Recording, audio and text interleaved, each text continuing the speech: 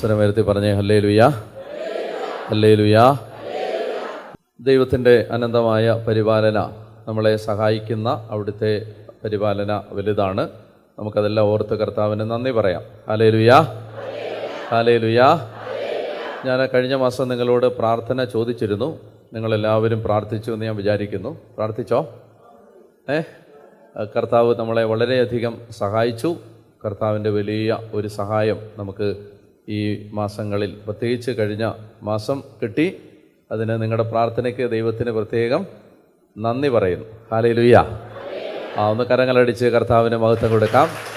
അനേകർ കൂട്ടായ്മയിൽ ഒരുമിച്ച് പ്രാർത്ഥിച്ചതിൻ്റെ ഫലമാണ് നമുക്ക് വലിയ ഒരു ആത്മീയമായ ഒരു വലിയ വിജയം പരിശുദ്ധാത്മാവ് തന്നു. Hallelujah, hallelujah.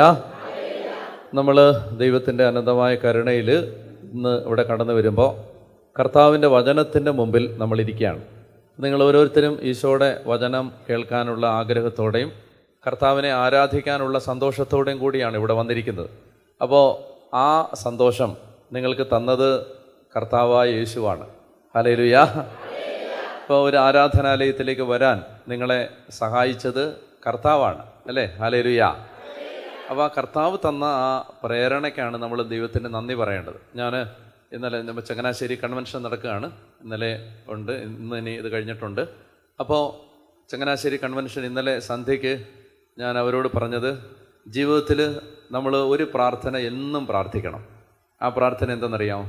ആ പ്രാർത്ഥന ഇതാണ്: ഈശോയെ, അങ്ങയോടുള്ള സ്നേഹം എൻ്റെ ഹൃദയത്തിൽ കൂടുതൽ കൂടുതൽ വർദ്ധിപ്പിച്ച് തരണമേ.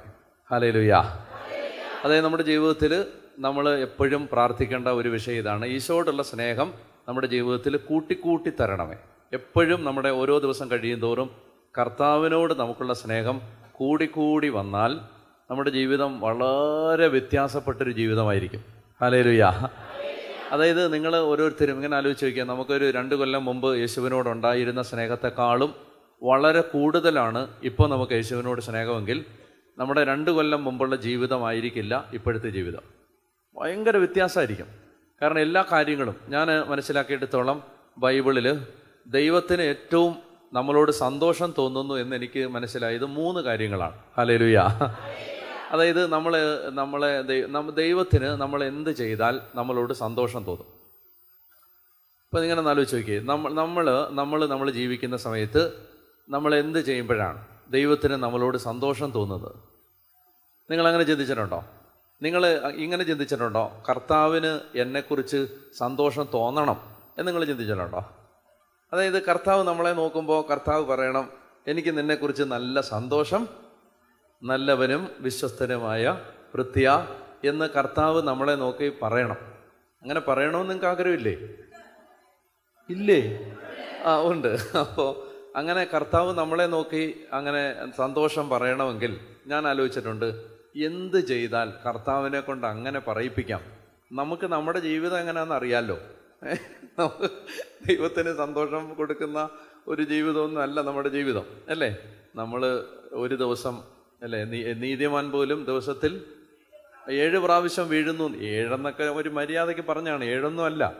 അപ്പോൾ നീതിമാൻ പോലും ഒരു ദിവസം എത്രയോ തവണ വീഴുകയാണ്. നമ്മൾ ഏറ്റവും നല്ലവരെന്ന് വിചാരിക്കുന്നവർ പോലും ഓരോ നിമിഷവും ചിന്തയിലും വാക്കിലും പ്രവൃത്തിയിലും ഒക്കെ നമ്മൾ എപ്പോഴും നമുക്ക് ദൈവം ആഗ്രഹിക്കുന്നത് പോലെ ജീവിക്കണമെന്ന് ആഗ്രഹമുണ്ടെങ്കിലും അങ്ങനൊന്നും പറ്റണമെന്നില്ല. പൗലോസ് പറഞ്ഞില്ലേ, ഞാൻ ആഗ്രഹിക്കുന്ന നന്മയല്ല, അല്ലേ?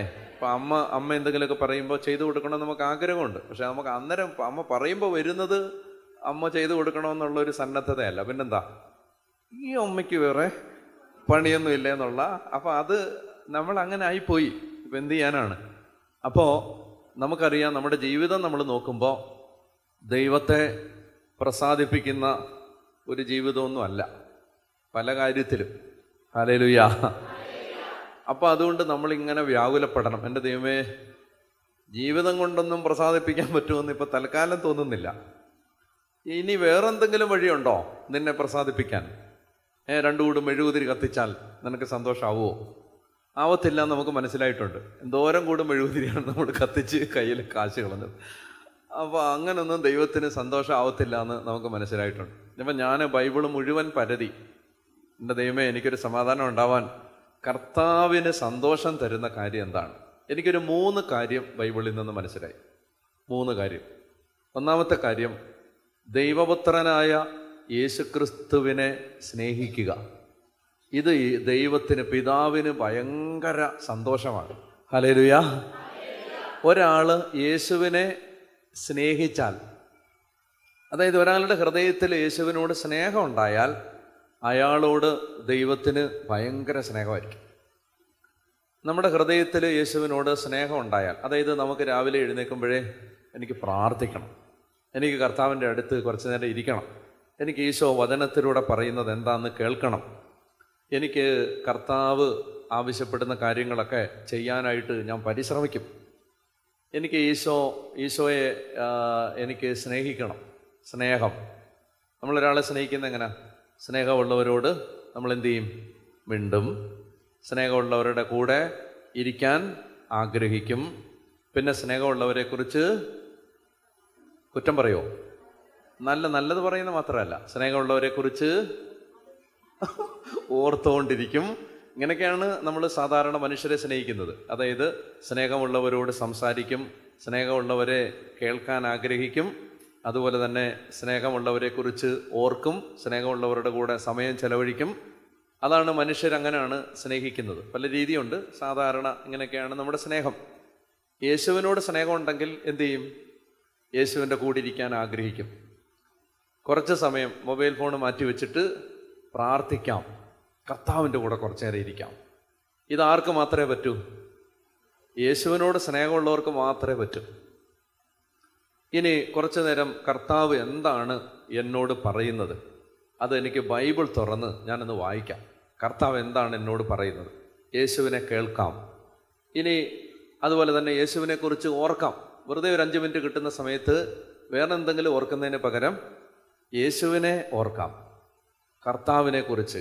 കർത്താവ് എന്തെല്ലാം കാര്യങ്ങളാണ് എൻ്റെ ദൈവമേ ചെയ്തു തരുന്നത്.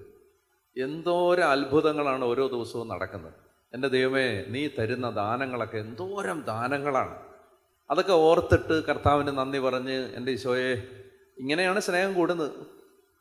അങ്ങനെ നമ്മൾ നിരന്തരമായി ഓർക്കുകയും പറയുകയും കേൾക്കുകയും സമയം ചെലവഴിക്കുകയും ചെയ്യുമ്പോൾ യേശുവിനോടുള്ള സ്നേഹം കൂടി വരും. നിങ്ങളൊരു കാര്യം മനസ്സിലാക്കിക്കൊള്ളുക, യേശുവിനോടുള്ള സ്നേഹം കൂടുന്നതിനനുസരിച്ച് ദൈവത്തിന് നിങ്ങളോടുള്ള സ്നേഹം കൂടി വരും. പിതാവ് ഒത്തിരി നമ്മളെ സ്നേഹിക്കും. ഹല്ലേലൂയ. പിന്നെ പിതാവ് പറയും, നീ ഒരു കാര്യത്തെക്കുറിച്ച് ആകുലപ്പെടേണ്ട, നിന്റെ എല്ലാ കാര്യവും സമയാസമയത്ത് കൃത്യമായിട്ട് ഞാൻ നടത്തി തന്നോളാം. അയ്യോ, അതൊക്കെ അച്ചട്ടാണ്. നീ ഒരു കാര്യത്തെക്കുറിച്ച് ആകുലപ്പെടണ്ട, നിന്നെ ഞാൻ നോക്കിക്കോളാം. ഹല്ലേലൂയ. അത് കർത്താവ് നമ്മളോട് പറയും. കാരണം കർത്താവിന് നമ്മളോട് ഭയങ്കര സ്നേഹമായിരിക്കും. ഞാൻ നിങ്ങളോട് ചോദിക്കട്ടെ, ദൈവത്തിൻ്റെ സ്നേഹത്തിന് ഏറ്റക്കുറച്ചിലുകളുണ്ടോ മനുഷ്യരോട്? ദൈവം എല്ലാവരെയും ഒരുപോലാണോ സ്നേഹിക്കുന്നത്? അല്ല. നീ വല്ല തെറ്റിദ്ധാരണയുണ്ട്, തിരുത്തിക്കോ. അല്ല. കാരണം യേശുവിൻ്റെ ശിഷ്യന്മാരുടെ കൂട്ടത്തിൽ യേശുവിനെ അനുഗമിച്ച കുറേ പേരുണ്ടായിരുന്നു. ഇനി അതുപോലെ തന്നെ യേശുവിൻ്റെ 72 ശിഷ്യന്മാരുണ്ടായിരുന്നു. പിന്നെ അതിനകത്ത് 12 അപ്പസ്തോലന്മാരുണ്ടായിരുന്നു. അതിനകത്തൊരു പത്രോസും യാക്കോബും യോഹന്നാനും ഉണ്ടായിരുന്നു. അതിനകത്തൊരു യോഹന്നാനുണ്ടായിരുന്നു. ഉണ്ട്. മനസ്സിലായോ? ദൈവത്തിന് എല്ലാവരോടും പൊതുവായിട്ട് പറയുമ്പോൾ എല്ലാവരോടും ദൈവത്തിന് സ്നേഹമുണ്ട്. പക്ഷേ ദൈവത്തിന് കൂടുതൽ സ്നേഹമുള്ളവരുണ്ട്. ഹല്ലേലൂയ. അതാണ്, കൂടുതൽ സ്നേഹമുള്ളവരുണ്ട്. എനിക്ക് അടുപ്പമുള്ളവരോട് പറയുന്ന, അല്ലെങ്കിൽ അവരെ ഞാൻ ചൊടിപ്പിക്കുന്ന ഒരു കാര്യം അതാണ്, നിന്നെക്കാളും യേശുവിന് എന്നോടാണ് സ്നേഹം. ഹല്ലേലൂയ. അത് നിങ്ങൾക്കും പറഞ്ഞ ആളുകളെ ചൊടിപ്പിക്കാം. എന്താണ് നിങ്ങൾക്ക്? എന്നിട്ട് കർത്താവ് അത് പ്രൂവ് ചെയ്യുന്നത് നമുക്ക് കാണിച്ചു കൊടുക്കാൻ പറ്റും. നിന്നെക്കാളും എന്നോടാണ് സ്നേഹം. ഹല്ലേലൂയ. അതായത് അപ്പോൾ അതെങ്ങനെയാണ് കർത്താവ് നമ്മളോട് കർത്താവിന് സ്നേഹം കൂടുന്നത്? നമ്മൾ കർത്താവിനെ കൂടുതൽ സ്നേഹിക്കുന്നതിനനുസരിച്ചാണ്. മനസ്സിലാവുന്നുണ്ടോ? അതിനകത്ത് വേറെ ഒന്നുമില്ല. അതിനകത്ത് വേറെ ഒരു യോഗ്യതയും ദൈവം നോക്കത്തില്ല. നിങ്ങൾ എന്തോരം യേശുവിനെ സ്നേഹിക്കുന്നോ അത്രയും പിതാവ് നിങ്ങളെ സ്നേഹിക്കും. ഹല്ലേലൂയ.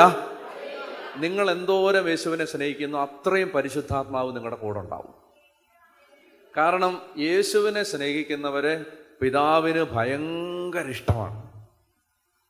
അപ്പോൾ ബൈബിളിൽ നിന്ന് എനിക്ക് മനസ്സിലായ ആദ്യത്തെ കാര്യം ഇതാണ്: ദൈവത്തിന് നമ്മളെക്കുറിച്ച് സന്തോഷം തോന്നണമെങ്കിൽ ഒന്നാമത്തെ കാര്യം, നമ്മൾ യേശുവിനെ ഇങ്ങനെ അങ്ങ് കണ്ണും പൂട്ടി സ്നേഹിക്കണം. രണ്ടാമത്തെ, സ്നേഹിക്കണം, ഞാൻ വിശ്വസിക്കണമെന്നാണ്. വിശ്വസിക്കണമെന്ന് പറയുമ്പോൾ എല്ലാവരും പറയും ഞങ്ങൾ വിശ്വസിക്കുന്നുണ്ടെന്ന്. അതുകൊണ്ടാണ് ഞാൻ സ്നേഹിക്കണമെന്ന് പറഞ്ഞത്. വിശ്വസിക്കുന്ന എല്ലാവർക്കും സ്നേഹമൊന്നുമില്ല. അപ്പോൾ സ്നേഹിക്കണം. രണ്ടാമത്തെ കാര്യം, ഈശോ പറഞ്ഞു സ്വർഗത്തിൽ വലിയ സന്തോഷം ഉണ്ടാവും. ആരെക്കുറിച്ച്? അനുതപിക്കുന്ന ഒരു പാപിയെക്കുറിച്ച്. നിങ്ങൾ അനുതാപമുള്ളവരാണെങ്കിൽ പിതാവിന് നിങ്ങളോട് ഭയങ്കര സ്നേഹമായിരിക്കും. അനുതാപമുള്ളവരാണെങ്കിൽ എന്ന് പറഞ്ഞാൽ ജീവിതത്തിൽ ചെറിയ തെറ്റുകൾ പോലും നിങ്ങളെ ഭാരപ്പെടുത്തുന്നുണ്ടെങ്കിൽ, നിങ്ങൾ തെറ്റുകളെ ന്യായീകരിക്കാത്ത ആളുകളാണെങ്കിൽ, ഇപ്പം എന്തെങ്കിലും ഒരു തെറ്റാരെങ്കിലും ചൂണ്ടിക്കാണിക്കുന്ന സമയത്ത് അതിനെ ന്യായീകരിച്ച് അതിനെ നീതീകരിച്ച് അങ്ങനെ ചെയ്യാത്ത, നിങ്ങൾ അനുതപിക്കുന്ന ഒരാളാണെങ്കിൽ, തെറ്റാണെങ്കിൽ, ഒരു കാര്യം തെറ്റാണെങ്കിൽ അതിനെക്കുറിച്ച് നിങ്ങൾ അനുതപിക്കുന്ന ഒരാളാണെങ്കിൽ, അനുതപിക്കുന്ന ഒരാളോട് പിതാവായ ദൈവത്തിന് വലിയ സ്നേഹമായിരിക്കും. Hallelujah, hallelujah. അതായത് അപ്പോൾ മനസ്സിലായല്ലോ. അതായത് നമ്മൾ വീട്ടിലൊക്കെ കുറച്ച് ചെറിയ വഴക്കൊക്കെ ഉണ്ടാക്കി, അല്ലെ ആരെങ്കിലും കുറ്റമൊക്കെ പറഞ്ഞു, പിന്നെ മിണ്ടാതിരുന്നു, അല്ലെങ്കിൽ കുറച്ച് അഹങ്കാരം കാണിച്ചു, ഇതിനെക്കുറിച്ചെല്ലാം നമുക്ക് അയ്യോ അത് വേണ്ടായിരുന്നു, ഞാൻ അങ്ങനെ ചെയ്യാൻ പാടില്ലായിരുന്നു. നിങ്ങൾക്ക് അനുതാപമുള്ളൊരു ഹൃദയമുണ്ടെങ്കിൽ പിതാവായ ദൈവത്തിന് നിങ്ങളോട് ഭയങ്കര സ്നേഹമായിരിക്കും. മൂന്നാമത്തെ കാര്യം, നിങ്ങളൊരാത്മാവിനെ യേശുവിലേക്ക് കൊണ്ടുവരാൻ ശ്രമിക്കുന്ന ഒരാളാണെങ്കിൽ പിതാവിന് നിങ്ങളോട് ഭയങ്കര സ്നേഹമായിരിക്കും.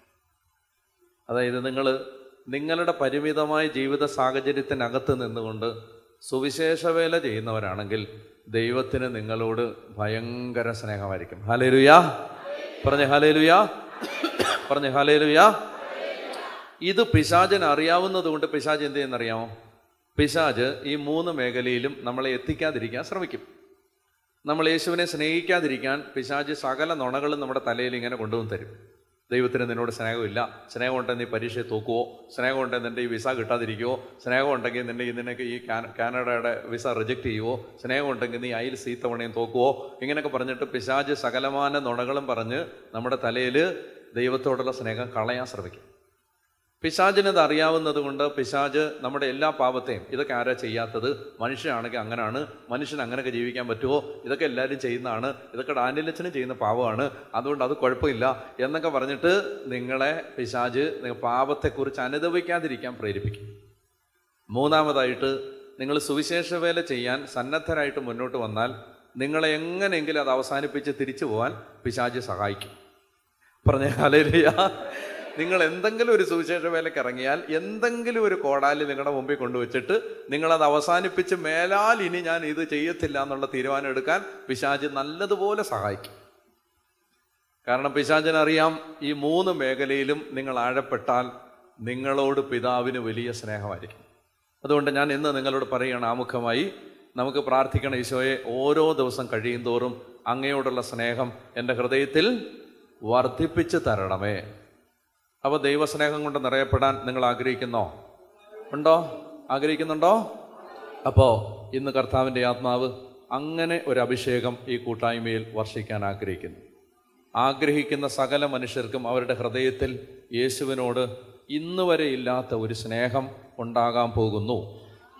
അപ്പോൾ നിന്ന് അങ്ങനെ ഒരു അഭിഷേകം പരിശുദ്ധാത്മാവ് വർഷിക്കും. അതായത് യേശുവിനോട് ഇന്ന് വരെ നിങ്ങൾക്ക് ഉണ്ടായിട്ടില്ലാത്തത്ര ഒരു സ്നേഹം നിങ്ങൾ കൂടെ കൂടെ യേശുവിനെ ഓർക്കുകയാണ്. നിങ്ങൾ വെറുതെ നടക്കുമ്പോഴൊക്കെ കർത്താവേ കർത്താവേ എന്നറിയാതെ വരികയാണ്. നിങ്ങൾ വെറുതെ കുളിക്കുന്ന സമയത്തുമൊക്കെ ഇങ്ങനെ പ്രാർത്ഥിക്കാൻ തോന്നുകയാണ്. മറ്റേ ഇങ്ങനെ കുളിക്കുന്ന സമയത്ത് ഭയങ്കര നമ്മൾ ദേവരാജൻ മാഷെ തോൽപ്പിക്കുന്ന സംഗീത സംവിധായകരായി മാറുന്ന സമയമായിരുന്നു. അപ്പോൾ ഇപ്പോൾ നമ്മൾ അതൊന്നുമില്ല, നമ്മൾ കർത്താവിനെ ആരാധിക്കും, പ്രാർത്ഥിക്കാൻ. നമ്മൾ കുളിക്കുമ്പോൾ പ്രാർത്ഥിക്കുന്നു, അടുക്കള ജോലി ചെയ്യുമ്പോൾ പ്രാർത്ഥിക്കുന്നു, നമ്മൾ നടക്കുമ്പോൾ പ്രാർത്ഥിക്കുന്നു, വണ്ടി ഓടിക്കുമ്പോൾ പ്രാർത്ഥിക്കുന്നു. അല്ല, നമുക്കറിയാതെ തന്നെ പ്രാർത്ഥന വരികയാണ്.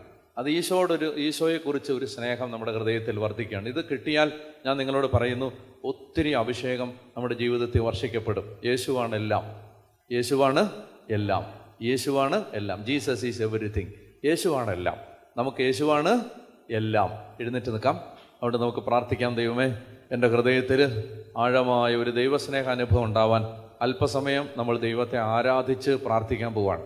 ഈ സമയത്ത് കണ്ണുനീരിൻ്റെ ഒരു അഭിഷേകം വെളിപ്പെടും. ഹല്ലേലൂയ. അതായത് കരഞ്ഞ് പ്രാർത്ഥിക്കാൻ ഒരു അഭിഷേകം ഈ കൂട്ടായ്മയിൽ പരിശുദ്ധാത്മാവ് നൽകാൻ പോകുന്നു. അപ്പോൾ നമ്മളത് ഏറ്റെടുക്കുക. അത് ഏറ്റെടുത്തിട്ട് നമ്മൾ ഒന്ന് ശ്രദ്ധിക്കരുത്, കരഞ്ഞ് പ്രാർത്ഥിക്കാൻ. കണ്ണുനീരിങ്ങനെ ഒരു കാരണമില്ലാതെ കണ്ണുനീര് ഒഴുകുകയാണ്. ദൈവസ്നേഹത്തിൻ്റെ ഒരു അഭിഷേകമാണത്. അപ്പോൾ ഹൃദയം തുറന്ന് പ്രാർത്ഥിക്കാൻ, ഹൃദയത്തിലെ ഭാരങ്ങൾ, ഒരു നിലവിളിയും കരച്ചിലും ഒക്കെ ആയിട്ട് പൊട്ടിപ്പോവാൻ, അതൊക്കെ പരിശുദ്ധാത്മാവ് ഈ സമയത്ത് ഒരു അഭിഷേകം അയക്കാൻ പോവാണ്.